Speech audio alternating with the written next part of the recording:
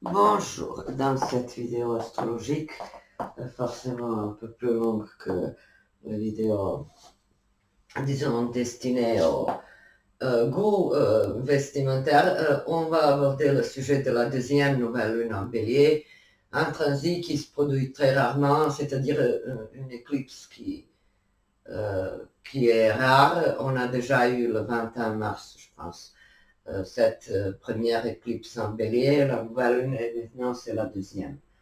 Euh, Selon moi, il s'agit d'un nouveau début qu'on n'a pas démarré, autour du 20 mars. On aurait pu, mais on ne l'a pas fait. Et c'est pour ça que le destin nous offre la deuxième chance pour y arriver. Donc, selon moi, il s'agit de quelques nouveaux débuts destinés surtout à notre affirmation, à notre pouvoir d'expression, à notre originalité, notre autonomie personnelle. Pour quelqu'un, ça va être le nouveau logement, le nouveau travail, la nouvelle vision de vie, la nouvelle vocation professionnelle, euh, nouvelle vision de la vie ou de l'avenir, ou nouvelle projection de soi-même d'ici 5 ans, 10 ans. Donc, on crée de nouveaux projets, on a le courage, on a l'intensité, on a l'optimisme, l'enthousiasme nécessaire pour y arriver. Et je passe à l'analyse des aspects. Donc, cette nouvelle lune en bélier se déroule sur 29 degrés du bélier, donc tout fin du signe du bélier. Donc tout ce qui n'a pas été euh, démarré, tout ce qui était resté un peu en suspens, tout ce qu'on voulait, mais il manquait quelques moyens ou soutien ou quelque chose qui n'a pas été fait, selon moi, autour du 21 mars. Ça va maintenant, euh, disons, être mise en place, où ça va recevoir, donc notre projet peut maintenant recevoir cette petite circonstance manquante qui nous empêchait de vraiment nous lancer vers le projet important pour nous. Vous voyez de quoi je parle. Donc, peut-être vous attendiez une confirmation, un document, une signature importante, quelque chose qui vous freinait, qui vous faisait attendre, mais là, le paysage est dégagé d'obstacles et de freins et de difficultés, et on peut vraiment aller jusqu'au bout de nos rêves ou de nos projets. Soleil lune sur 29 degrés du bélier, Mercure 15 taureau, et il devient rétrograde le lendemain, mais il est toujours direct au moment de cette nouvelle lune. Vénus 10 degrés Gémeaux, Mars 13 Cancer, Jupiter 23 Bélier, Saturne 4 Poissons, Uranus 17 Taureau, Neptune 26 degrés Poissons et Pluton 0 degré Verseau. Donc on a le carré Soleil-Lune à Pluton, et Vénus carré Saturne, c'est un aspect assez large. L'orbe est très large, 6 degrés, mais en l'occurrence, on peut prendre en considération cet aspect Vénus carré Saturne. Et on a la conjonction quasiment exacte, l'orbe est de 2 degrés, mais ça compte énormément. Mercure en taureau, conjonction Uranus en taureau. L'ouvrage que j'ai choisi est très parlant dans le sens de la victoire d'une initiative, d'une entreprise personnelle. C'est le louange d'un courage personnel, et l'histoire véridique qui est décrite dans le film que je recommande vivement. Donc le film Joy, sorti en 2015. Le réalisateur et le scénariste c'est David O. Russell, et Les acteurs, c'est Jennifer Lawrence, Robert De Niro et Bradley Cooper. Donc, l'histoire de Joy, une femme mère célibataire dans le Massachusetts des années 60, issue d'une famille dysfonctionnelle, ses parents sont divorcés, elle à son tour a divorcé également. Elle a un ex-mari qui vit dans le sous-sol de sa maison, donc elle est obligée de cohabiter avec un homme, un chanteur qui n'a pas trop de succès, et elle s'occupe de ses enfants et vit une vie, disons, dans une zone de confort. Mais son esprit, avec cette conjonction Mercure-Uranus, donc c'est le génie. Mais en taureau, le génie orienté vers des choses pratiques, vers les inventions pratiques. Donc Joy travaille comme une employée au guichet, elle vend les billets d'avion et elle est plus ou moins malheureuse dans cette situation peu gratifiante pour l'ego et pour la liberté personnelle. Et donc, elle est obligée forcément de subir un destin qui lui a été forcément imposé par le contexte socioculturel et autres. Et Joy subit les difficultés dans sa famille de manière plutôt courageuse. Et donc son père vient à la maison, elle doit l'héberger également au sous-sol, il doit partager la chambre avec son ex-gendre qu'il n'apprécie guère. Donc tout ça, c'est très compliqué et c'est une femme qui est différente de son milieu. Ça aussi, c'est très bélier, c'est très nouvelle lune en bélier.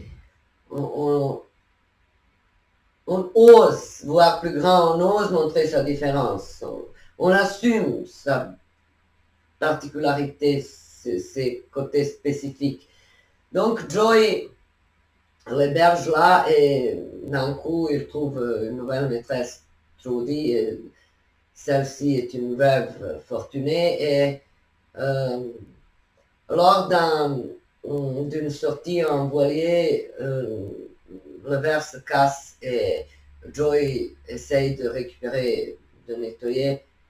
Et c'est là que lui vient à l'esprit l'idée de créer un balai serpillière auto-essorant. Donc ça aurait pu économiser le temps, l'énergie et être plus performant pour faire le ménage. Et dans le garage de son père, elle commence à faire des croquis, elle dessine le produit et commence à chercher les moyens pour présenter cette innovation au public plus large. Et elle fait contact avec un présentateur de la télé, Neil Walker, et là, il doit persuader un présentateur de montrer ce produit. Donc, ce premier essai se passe très mal. Ça ne passe pas, le téléachat ne fonctionne pas. Et Joy ne se décourage pas. Elle cherche de nouveau à innover ce produit et donc elle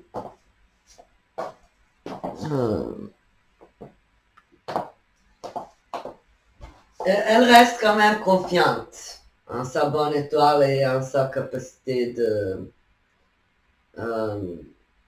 réformatrice et de femme d'affaires, plus ou moins, disons.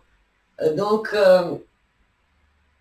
elle présente seule ce produit et puis le produit commence à être distribué, fabriqué, mais elle se heurte au prix plus élevé que prévu de la part d'un Californien, un homme d'affaires texan qui lui facture les pièces de cet outil au prix plus élevé et elle doit régler. Donc c'est une notion de trahison, du contexte impitoyable, euh, des affaires, des fraudes, donc toutes sortes d'obstacles que Joey assume plus ou moins seul.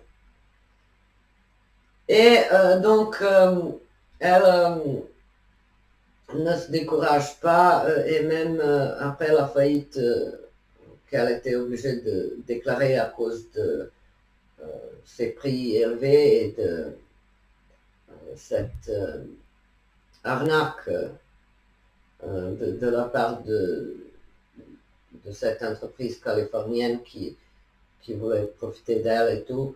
Et donc, elle est obligée de recommencer de nouveau, malgré le fait que l'autre homme d'affaires a fait prêter cet outil. Donc, Joy ne renonce pas à son idée de protéger son invention et donc elle fonde des affaires, voilà, à partir de quelques investissements négligeables, elle fonde l'empire et elle réussit. Donc, dans son projet, c'est sa victoire. Elle a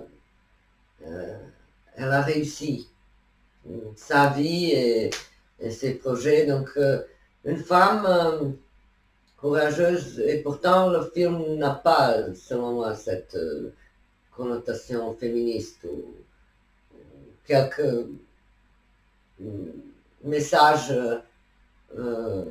spécifiques à encourager les femmes, etc.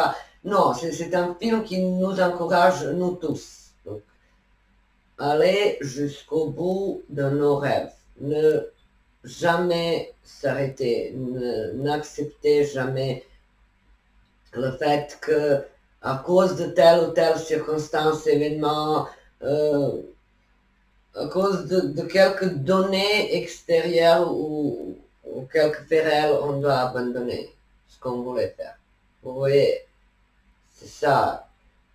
C'est notre deuxième chance après la nouvelle du 21 mars cette année, quand on était quand même plus focalisé, je dirais, sur les choses concrètes. On a eu Vénus en taureau.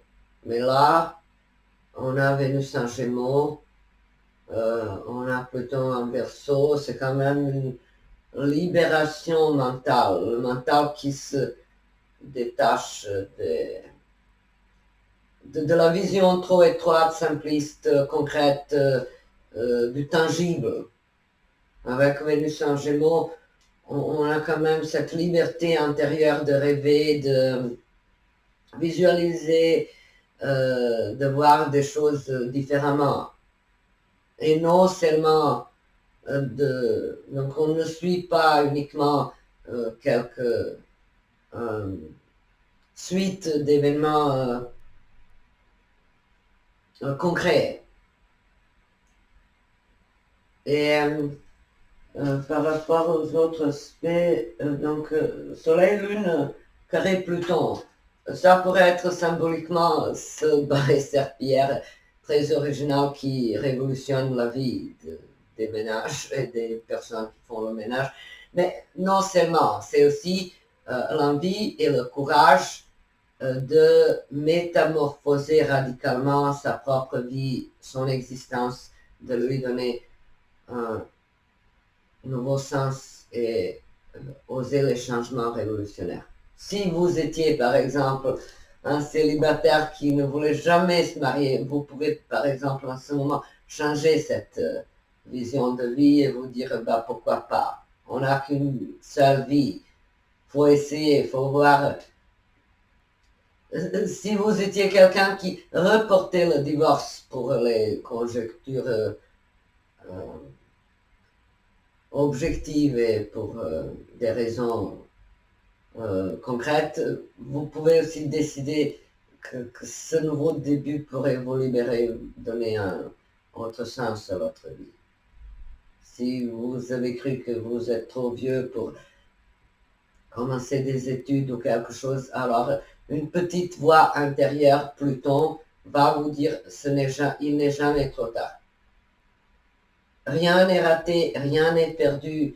On peut, tant qu'on vit, tant qu'on respire, on a toujours la deuxième chance. On peut rattraper le temps perdu. On a le courage, on peut donner le maximum de soi-même, compter sur soi-même, sur son courage et sur sa détermination pour y aboutir. Donc un nouveau début révolutionnaire dans votre vie. En fonction de la sphère concernée, donc ça peut être la transformation de l'allure physique, de l'alimentation, du style de vie, du style ou des relations familiales ou de la sphère professionnelle ou un engagement social réformateur. Tout dépend selon le contexte de vie. Et selon moi, c'est un nouveau début auquel nous serons poussés surtout par quelque chose d'inconscient, ce Pluton. Donc peut-être on avait envie de faire ça depuis longtemps, mais on se basait sur les choses conscientes et concrètes et sur la réalité. Et la réalité n'était pas très propice à notre projet. Mais là, on se base sur la voix intérieure, sur le sixième sens, sur notre propre intuition, symbolisée par Pluton. Et on a le courage de réformer radicalement les choses qui a empêché ou ralentissé notre évolution personnelle. C'est ça. Le courage, l'initiative, l'enthousiasme qui mène vers l'expansion, l'affirmation et la réussite. Et après, ça dépend, bien sûr, c'est au niveau personnel qu'on doit évaluer ce que c'est la réussite. Pour quelqu'un, c'est devenir autonome au niveau financier. Pour quelqu'un d'autre, trouver un autre travail qui a quelque chose d'aventurier, d'original. Un travail qui est différent de tout ce qu'on a vu ou tenté avant. Voilà, je vous souhaite une belle et douce nouvelle lune dans le signe du Bélier et à très bientôt.